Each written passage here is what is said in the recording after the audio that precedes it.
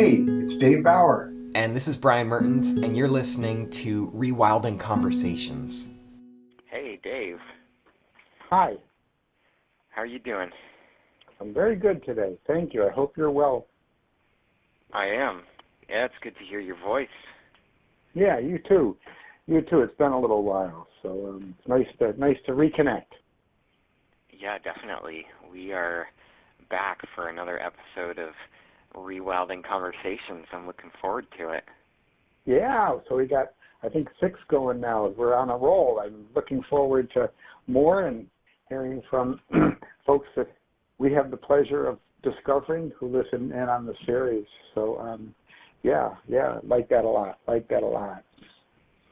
Yeah, we've been just exploring a lot of really interesting topics, and yeah, I've been hearing from a few people that just really enjoying the different things that we've been getting into around storytelling and the art of questioning, and yeah, I mean, we were just sort of bouncing a few emails back and forth, thinking about the topic for today, and sort of thought that it would be interesting to talk about the life results of awakening to nature, because I think that there's sort of these two sides to the nature connection journey, and two different places where people kind of get interested in it and get interested in mentoring. And sort of one side of it is that there's the skills, there's like learning about plants and edible plants, medicinal plants, learning about the birds and just how to identify birds, or even using like bird alarms to locate wild animals and tracking, all these different skills.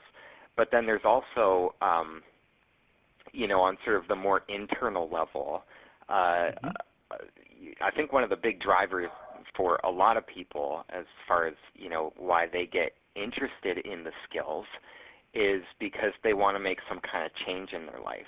They want to either find a career that's more fulfilling for them, or they want to, use the sort of align their relationships a little bit more with, just having more connective relationships, and just sharing nature with their family, or any of those sorts of things that, I don't know, the things that are just important to people in life in a more general way. And I think nature connection really has a lot of positive effects in that. And so I thought it would be cool to just kind of dive into that. Well, I love it, and I'm excited about the topic. We just released, the team that I'm working at, my author team, at 11:30 Eastern Time this morning. We released a new campaign. And the title of this one is on mindfulness and nature immersion. So I hope we find an opportunity to go there, because we're already hearing some nice feedback. And it really kind of touches on today's topic, I see that some of the questions we've teased each other with a little bit is like, what changes in the larger lifestyle of a person emerge when you embark on nature connection, over many months and years. And I think for me, and then I'd love to hear from you as well, Brian.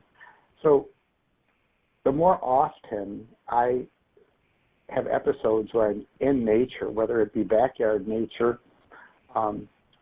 larger excursions in the nature for maybe a couple of days at a time, the more I find my biorhythms and my psyche heal and get grounded. So I find it remarkably healing in so many ways, both physically, psychologically, spiritually. As I spend times, as I age a bit in nature, I learn to not take a lot with me and really just be more open to what might I discover in this experience, this excursion. And that, so taking that sense of openness, which I know you and I have talked about before, is probably one of the wisest things I've learned about lifestyle. Be open when you're in nature, so then when you come back from it, maybe be a little more open to people in your world, and it may provide a segue. The time in nature, for me anyways, provides a segue to being more open and grounded and more generous about listening to some other people in my life, including very special people in my life, like my wife and my children and grandchildren and colleagues that I work with. Nature taught me that, taught me to quiet down and just listen and observe. So how about for you on that larger lifestyle question? Is there a change that has emerged for you as you had more and more of this contact, connection time in nature? Yeah, absolutely. Well, I mean, I love that you mentioned the mindfulness thing, because I'm actually working on a program right now, a new program around nature-based mindfulness and, different practices that you can do in nature for basically calming the mind, finding a quiet mind, and using that to just experience a deeper level of clarity and peace in day-to-day life. And I think, so many people in the world right now are just, they have so much going on. Their day is so packed. Their mind is so packed. They're trying to do all this stuff and, make their way through the busy world. And I think that having this ability to just go outside and open up your senses and drop into this really deep feeling of peace and clarity, it just makes everything else so much easier, that you can then go back into your life and approach it with just more inner resources, more ability to really be present and to have your perception open, to be able to see solutions where before you might have been locked up in a problem. I mean, I've been reflecting on this a lot, really, because I've been putting together these ideas for this mindfulness program I'm working on, and I've been spending a lot of extra time just outside engaging in my own meditation practice, as part of that.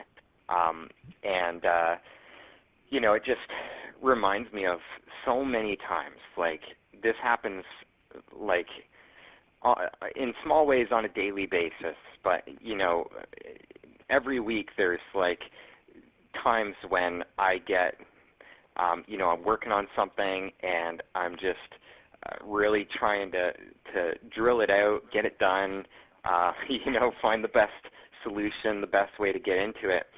And, my mind gets so focused on this one thing that it's hard to kind of see the solution. And, I just go outside and I sit down and I start just tuning in with my ears and listening to the sounds of the birds and the insects and the wind rustling in the leaves. And, I feel in my body all this tension just start to wash away. And it's like it literally feels like I'm sinking into this feeling of peace and clarity. And then what happens invariably, as my feelings start to shift, my mind starts to open, suddenly I get these aha moments where I'm like, that's how to solve that problem. That's how I can, fix that thing. And I think, for me, I definitely am actively working to create a career that's related to nature connection and mentoring, and it's stuff that I'm so passionate about, and I care so much about it that I would say that is definitely an important change that has happened in my life, where just doing work and doing creative work that is really fulfilling and important to me. I think that's one of the big things that has come for me. But going back to the mindfulness thing, I think so much it's like that clarity and that feeling of peace that that I drop into when I go into nature. And I know that, anyone who has spent any amount of time in nature, whether it's just like camping or hiking or, going for a walk in the park, has probably felt this before where, you kind of have this emotional, mental tension. You go outside, you hang out for a little bit, and suddenly you're in this completely different state of mind. And it's not like you tried to do anything. You weren't trying to do like any kind of technique, but there's this releasing that happens as a result. And so, I mentioned the problem-solving side of it, where if I'm working on a creative project or, I'm trying to find some sort of solution to something I'm working on, I get those aha moments where, it's like the idea is being inspired by nature. And but on another side of it, on the more emotional side, I mean, think of how often and how easy it is for people to just get like triggered by other people, or to like be mad at somebody who is close to you, like a family member or a close friend. And going outside, it just it's a similar sort of thing. It's not like a problem-solving experience, but it's like an emotional attachment thing where you're like, man, I'm just so mad at that person. And, if you could actually fast forward the clock like 5 or 10 years, in 5 or 10 years, the problem is not really going to matter. You're not going to care, but you still have this attachment to it. And then, when you can let that go faster, when you can have that as part of your daily brain scrubbing routine, just to keep your emotions really clear, then you're able to forgive people so much faster. You're able to really heal your relationships so much faster and appreciate all the little quirks and things that come up with different people. And so, that's my long-winded answer to your question there, and just some of my thoughts there. Good. Yeah. So, you mentioned the word career briefly some minutes ago, and I think both of us, you and I, have had this transition. We were thinking this type of life, and over time with thoughtful time in nature and reading about nature and going inside and doing that intra-personal exploration around nature, both of us have landed in related but different enough life journeys, that we could easily put career on. I'll let you elaborate on yours a little bit if you desire, more the nature mentor thing, whereas in my case, I was an environmental science teacher for 34 years, absolutely loved the work I did. I loved it partly because of the people that were in my room. I love kids. I love juniors and seniors in high school that are curious. And then when I retired from that work and did sustainability consulting, that was a career shift, but not, and yes, certainly a nature-based thread to sustainability. My gosh, absolutely, right? But more recently, in the last 2.5 years, as children's author and creative nature play mentor, and early childhood training guru who trains staff of early childhood organizations and how to embrace exposing young children that they have in their programs into nature. So, of all the lives I've led, I'd have to easily say that the teaching component for 34 years, and now the author, the creative nature play advocate. There is a flow and a rhythm and a truth to the work I'm doing in the world that, as some of us have often heard, and sometimes it's overkilled, and we'd love to experience it, but we don't. But I can honestly say I'm having the luxury of experiencing it. When you do something you love, it's not work. So this thing called nature play trainer and stuff, and opening people to the ease at which one can be with nature, that nature isn't something outside, that we thrive because we are organisms of nature. We are always of nature. And it's that easy shift, but delicate, nuanced shift of looking through the world through a new lens. And that new lens, in terms of my career, is to help people realize we are nature, and to the degree we're in sync with it, we heal and nature heals. And I'm just really grateful that I'm running across more and more people whose careers are embracing some aspect of healthy relationships with the planet, healthy relationships with nature. Perhaps you'd like to take a moment and comment a little bit on this career transition thread that we had hoped to touch on in our conversation today, Brian.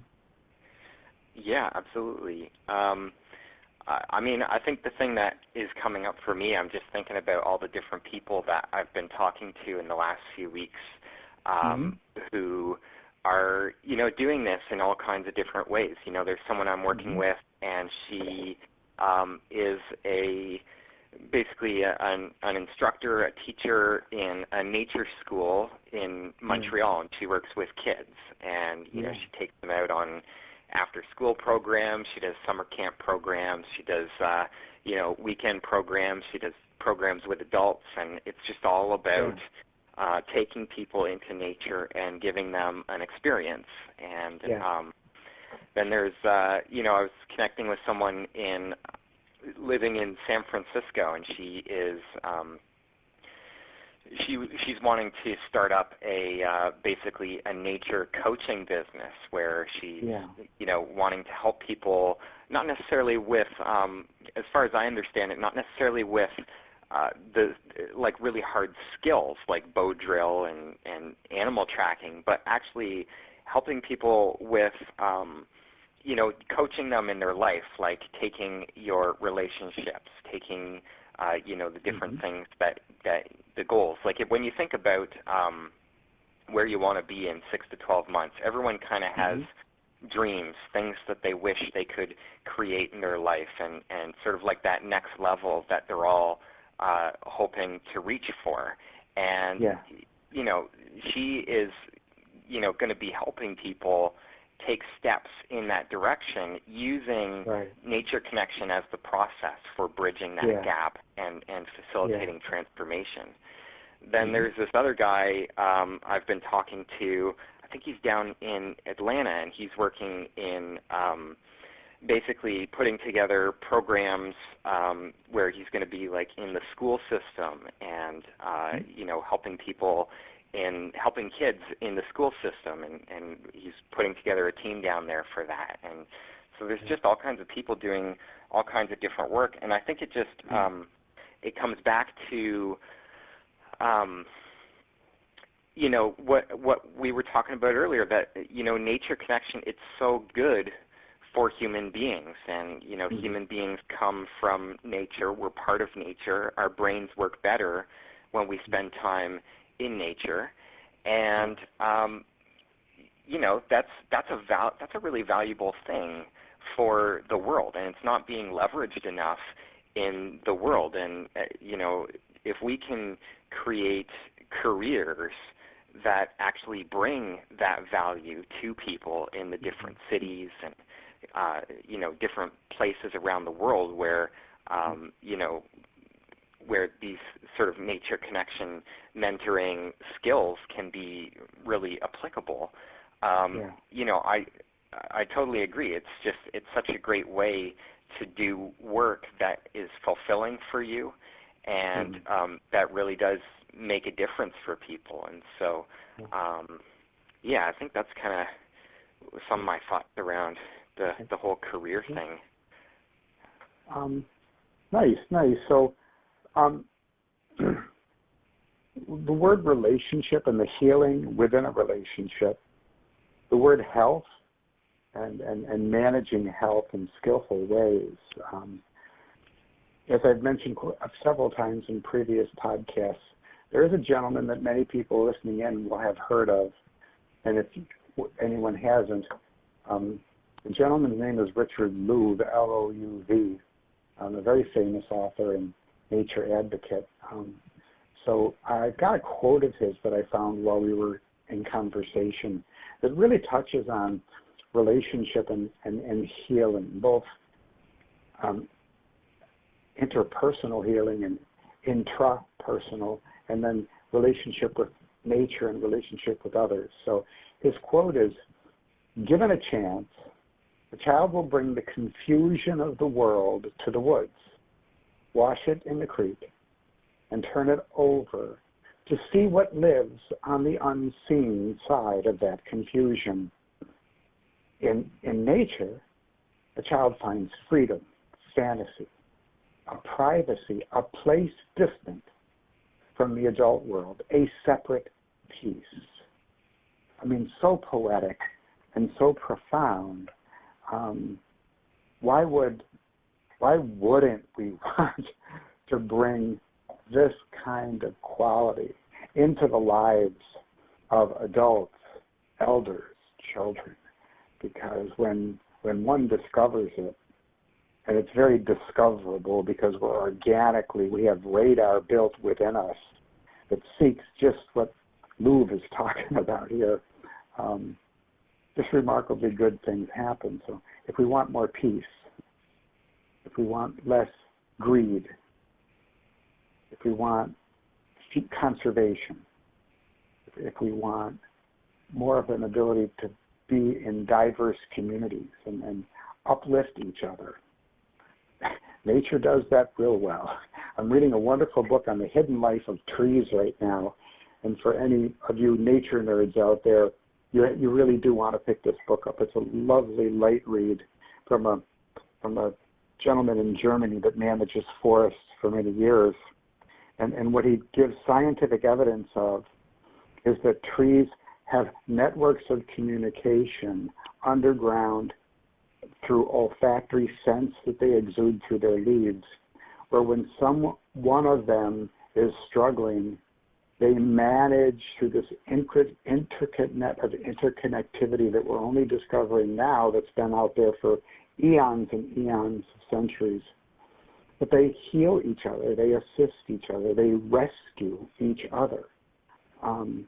And they have a remarkable capacity to interact with the world, not only of trees of their own species, but other plants and other animals, of creatures that visit them, whether it be insects or other creatures that visit the trees. So, we're just gaining more understanding on how remarkably rich the world is in terms of nature networking. And as I learn these things at a little bit of an older life stage, how satisfying this is to see, wow, just wow. It just quiets me down and gives me hope that there is every reason to believe that the world is becoming a better place.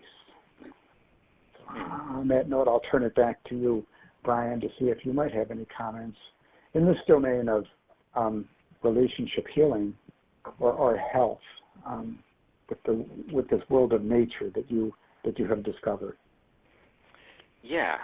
Well, I definitely want to make a comment on health Okay. But just before that, because you reminded me of something, and I was thinking about sustainability, as one of the results of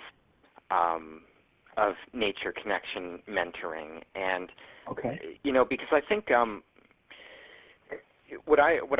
as I was listening to you sort of describe this thing about the trees and how they're communicating and healing each other, and that's just such a cool thing that we're learning about trees. And I think there's a lot of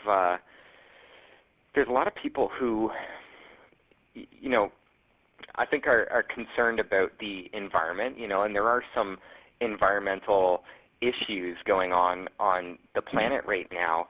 And I think that's another thing that I really find is that the more that we gain that sort of appreciation of and that wonder, that sense of wonder for all the amazing things that are, out there in the forest, not just, in some remote, far distant forest on the other side of the world, but actually learning to appreciate your own backyard and finding the wonder of things happening in your own backyard. It starts to create this desire to actually care for the planet. And, it's not just coming from like an intellectual place where it's like, oh, trees create oxygen, so we have to take care of trees. It's sort of like a very intellectual thing. But if on a deeper level, if you actually have love for the trees and you actually like deeply care for the trees, and when you look at them, it's not like you're seeing this lifeless hunk of wood. You're actually seeing a living, breathing organism. It's much easier to care for that organism when you have a genuine connection there. And so I think I wanted to just say that and sort of bring that sustainability element in, because I think that's definitely one of the results that we get from awakening to nature is that we'll, the more that we can connect people with nature around the world, I think the more that we're going to actually protect the planet, and we're going to be able to, fix and reverse some of the damage that's, been done in certain places. And, yeah, I think that nature has a tremendous capacity to heal, and I think there is still, there's so much hope for, the kinds of environmental problems that are happening around the world. I think, nature, it just has such a tremendous ability to heal. And so, I think that's probably all I wanted to say around that. But the thing around health that I was sort of reflecting on was, just how nature and being mindful in nature, going into nature and opening up your senses and just becoming still, how much that teaches you to really also tune in with your own body.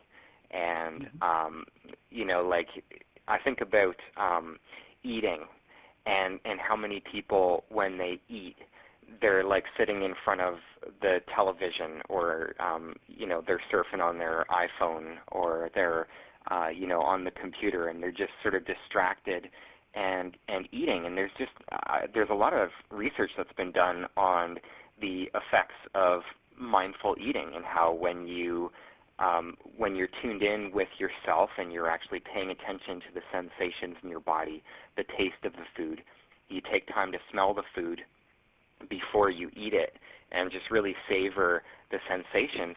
Your body is more effective at metabolizing that food. It's able to, in response to the smells, it's able to produce different stomach juices. I don't know how it all works, but your body is able to absorb the food better when you eat it mindfully. And also things like, just noticing your own body in terms of like, when are you full? Because, sometimes if you're sort of distracted by a television, you might just keep eating and eating and eating and not really recognize the signs that you're full. And so I can share a story about this because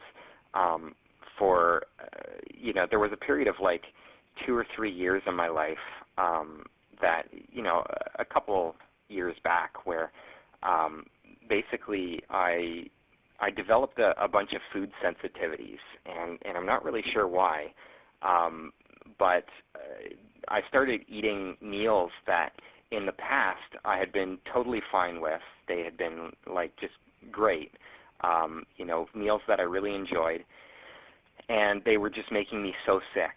And, and I was really trying to figure out what is it that's actually causing me to get sick here when I eat different things, and because it was totally random stuff like raw tomatoes, raspberries, milk, which is not really that unusual, but just like a lot of really bizarre, seemingly unconnected things. And I've spent so much time sitting outside, engaging my senses, tuning in with my body, just noticing what's happening, that I really found that a really important part of my actually identifying what specifically was triggering this basically nausea reaction, I really was relying so much on the presence and the mindfulness that I've developed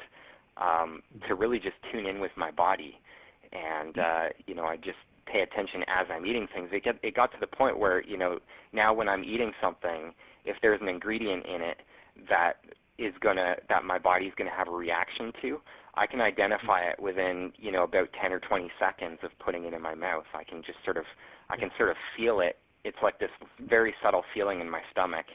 And so I've been able to just totally change my diet as a result of that by just paying attention to what my body likes and what my body doesn't like. So,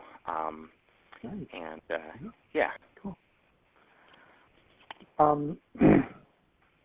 So you're a bit younger than I, and we've both lived dynamic lives that have changed and will continue to change. Let's touch base just a little bit and talk about a significant change, make it kind of personal for our listeners. Something that has changed at a personal level related to this awakening sense of nature's wisdom and wonder that has made you a better human being. Better, not good, not bad, just in your own heart and soul, you're operating in a more mindful, better way. Can you identify a particular change rather than a broad global thing, so that listeners can get a sense of what was that like for you, and then I can comment on perhaps something that changed for me that I found to be rather satisfying and pleasing. Yeah. Well, I think when I was first getting into it, I mean, my approach, my goal was that I really wanted to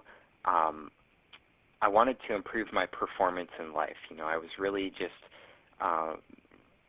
basically obsessed with like personal development and using my brain to the fullest capacity, and being able to increase my intelligence and just be sharper on a daily basis. And so I got really interested in things like bird language and tracking, because it just relies so much on having really acute senses and taking information in, making sense of it, and then forming some hypotheses and testing them out. And basically the reward is that if you get really good at it, you can actually go outside and listening to the alarms and looking for the signs of animals, you can actually like get really close to some really cool wild animals, and you can do it consistently and repeatedly.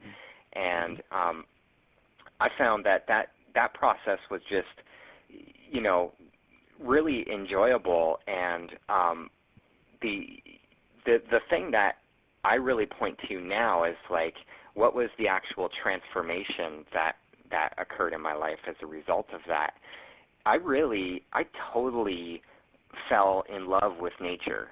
And it's just like I step outside now for just a couple minutes and I can just feel my heart totally opening up. And it's like I experienced this genuine love for everything that's out there. And that is it's changed my life, because I love my life so much more. I'm so much happier, so much more at peace with myself, and I'm able to carry that feeling of love into my, whenever I'm having a conversation with someone, when I'm talking with other people, or if I'm helping my clients, if I'm, really anything that I'm doing, I can sort of tap into that feeling of love and bring it in there. And I just find that that's it's a beautiful way to approach life. And I just really appreciate having that. And so, that's probably one of the things that I would say. I'm really curious to hear what you're going to say. So I'll pass it back to you. Sure. So incubating on this for a little bit, wondering what's going to percolate from the period of incubation, what's going to come out of that. Something very satisfying came out of that reflection, and it was I've developed a capacity of quite consistently, through a variety of practices, slowing down. Everyone can agree life is very frenzy and crazy, and the pace is almost unnatural.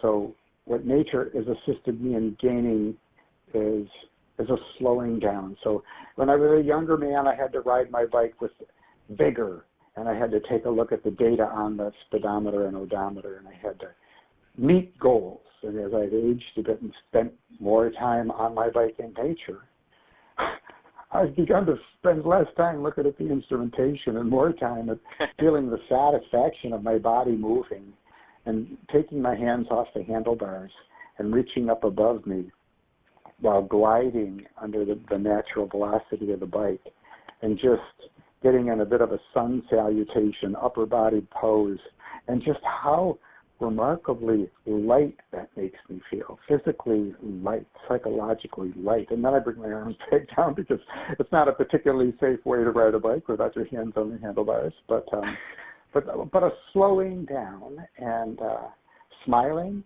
more often. So the slowing provides more opportunity to smile. And as I smile more, because I've slowed down more, so many things, I become a softer, more patient, more humane human being. I forgive me more easily. I smile and laugh at me more often. From work I did as a younger man, I realized that only to the degree we love and know ourselves can we ever know and love anybody else. So as I've gained more wisdom and slowed down, I've come to a greater acceptance of my idiosyncrasies, and I do a lot of dumb things. I went into a surgeon's office yesterday after 2 weeks of having my left hip removed and replaced, and we have a family vacation coming up at a finger lake called Keuka Lake here in western New York, and my wish was I wanted to try to, lay in the water off the pontoon boat with everybody and just hang out in the water. And of course, the surgeon is saying, "No, dude, you're not doing that. You are not going in the lake after having a pretty major bit of surgery. You're going to wait on that one." So I looked back at him and I smiled, because he must think I'm a wacko. Well, why wouldn't I just stay out of the water for a few weeks and heal without systemic, infections kicking in? I'm not swimming in a toxic waste dump, but there's still microorganisms that may not be the best for me at this point. So I smiled, and my wife was in the office, and she smiled with me, and we all smiled at the nature of my conversation, and then my ability to recognize, well, that was kind of dumb, but that's okay. I got it out. So that's slowing down, that a greater capacity to smile and just be present to the world. You can't get that on Amazon, no matter how big Amazon gets. You will not find a link, no matter how much money you have in your credit card account and how much debt you're willing to go into. You will not find that on Amazon, ever. So this is one of the gifts that I think you and I, Brian, and others listening in, have to offer each other, is that slowing down, more forgiveness, more time to smile, and be gentle with each other and gentle with ourselves. So that's my version of a change. Yeah. Yeah, man, that's beautiful. Yeah. Yeah, that's really cool. Yeah. I'm sort of thinking about, we've been sort of focused, I guess, a little bit more probably on adults through this conversation. At least that's kind of the image that I've been holding in my mind. But I think I would be really curious too. You know, I've worked with kids a little bit, but I think you've done quite a bit of work with kids. And you know, what have you noticed about if we contrast like the sort of life changes that happen for adults? What is it that happens for kids as far as what you've seen? Well, not surprisingly to anyone who remembers being a kid or still having younger kids around them, kids, because of their capacity to see more and to put down more of the minutia of everyday living, they're really present when you get into a nature modality. It's really a joy when you stay patient with the child and help the child get comfortable. So, for example, my little niece is in the backyard, and she's got her bathing suit on, and she's a year and a couple months old. And her mom and my wife said, wouldn't it be cool if we could have a swimming pool for little Charlotte? And what I thought is, we don't need a swimming pool. We just need a few really, really shallow basins of water. So about a half hour before the call started today, I'm out there with my hose and my 3 or 4 basins of shallow water. And Charlotte, the little one, crawls into them and starts splashing and just having a blast, right? So it didn't ever have to be, there was no fear present. It was just put it out there in a way where she can safely interact with it. And children often will interact with it. Whereas, if I had an adult friend over and it was a hot, stuffy day like it is here in Buffalo, New York this afternoon, what would I do? Say, hey, Andy, take your sneakers and socks off. I've got a basin of ice cold water here. Put your feet in it. He might look at me a bit odd. And yet, when you're with a child, there's no oddity to it. There's just this free openness to experiment and be natural. Be natural. Why wouldn't anyone love to soak their feet in a bucket of hot, cold water on a really hot day? And you can do that with children. So to be with a child, to have the honor and privilege of being with a child, you really, I find it's just fun and easy as long as you don't try to make it an adult experience for the child. Let it be a child experience for the child. And maybe the adults nearby will join in. Maybe someone will pick up the hose and they'll start squirting each other and they'll get raucous and crazy and cool off or something, you know. But children just provide a nice, easy segue to enjoying nature. And yeah, of course, they get fearful, and there's snakes and poison ivy, and there's things that you have to be skillful about for sure. So you take that wisdom into nature as well, and you don't naively keep the child from learning what it is. But that's the role of the mentor, the older mentor, whether the older mentor be a younger adult or an older person. If you have the responsibility of bringing a child of any age to nature, even if the nature is right in your own backyard, you know, you keep your radar open. How could the kid hurt themselves? I want to be skillful about avoiding that. I want to pause and talk a little bit about, hey, I don't think we should do that because that could result in us getting hurt. So if you anticipate where the dangers might be, the child can naturally have a pretty good time. I'm certain you must have had some experiences with young kids, if not real young kids, teenagers or stuff in the work you've done.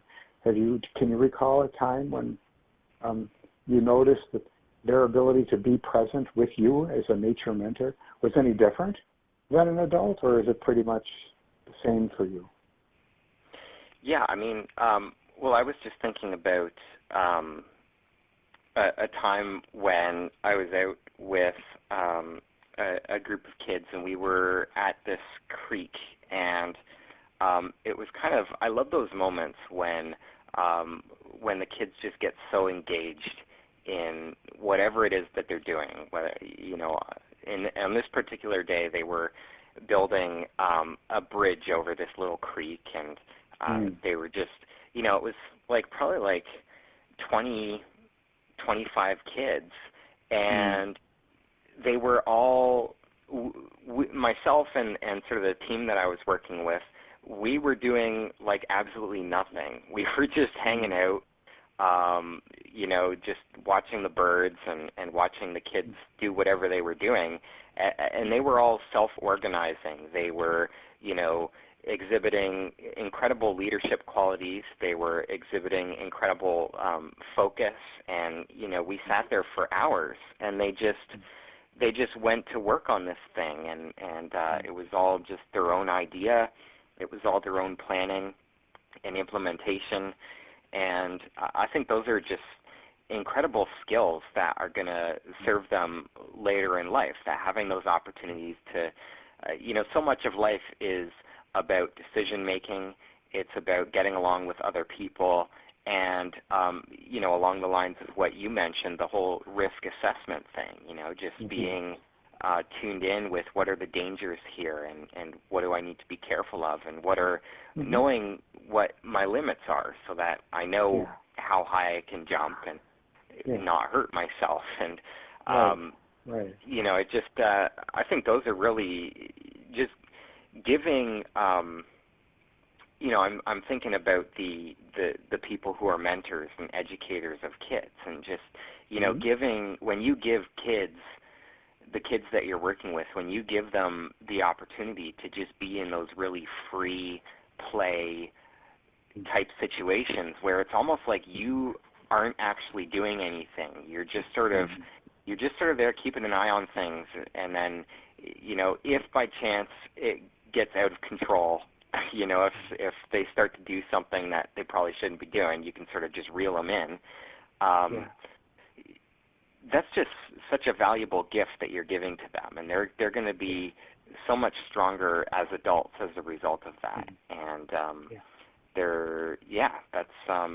that's kind of the thing that I've been observing, just you know, actually observing kids engaged in the play and all the different dynamics that come along with that. It's you know, it's just so much more powerful than what you can do in a classroom, or, you know, in inside a home, or, you know, any of those sorts of things.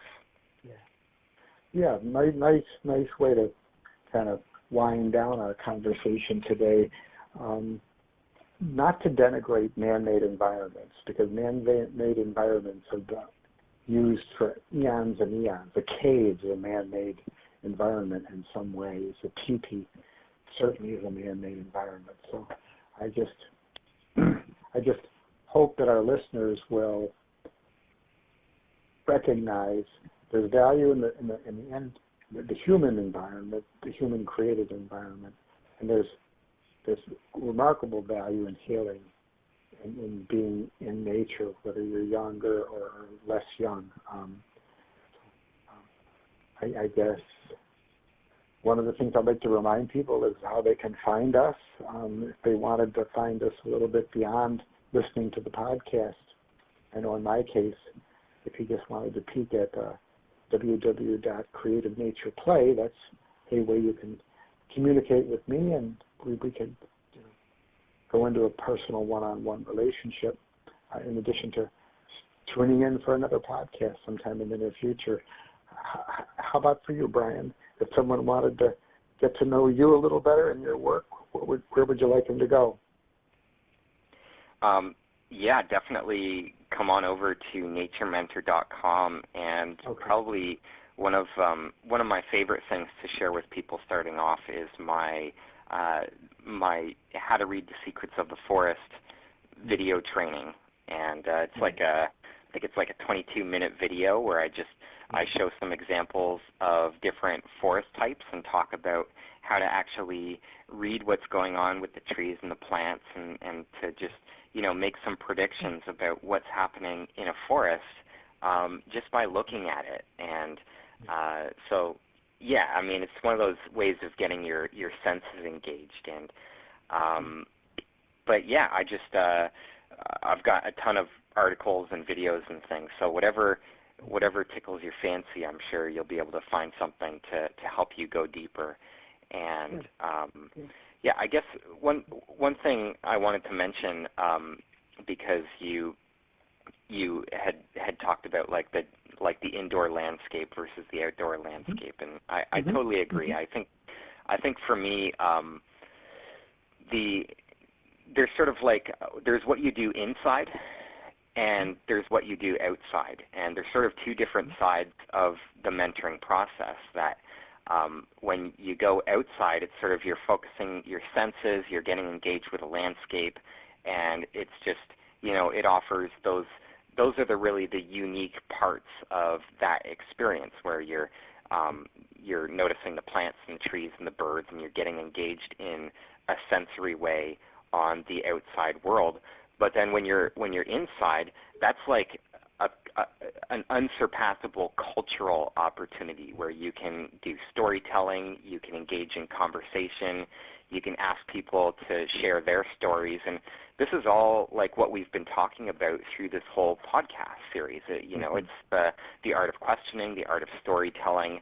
Those are cultural pieces that you don't even have to be in nature, and you can actually that's where a lot of the mentoring part happens, because you're asking, you're harvesting the stories from people, and it's all happening inside a conversation. And so if you're not up to date on those topics, and like what do we mean by what do you do outside, what do you do inside, definitely go back and listen to the other episodes of the podcast, because we covered a lot of that stuff in pretty good detail, and we're going to continue covering it as we go forward. We're still just getting rolling here, and just having a lot of fun digging into these topics. So yeah, I think so too. So thanks again for your connectivity, and looking forward to another time very soon to connect. And those who are listening in, good luck with your worlds, both the man-made environment components and the natural components of it. And Brian and I look forward to hearing from you in any way you can find your way to us.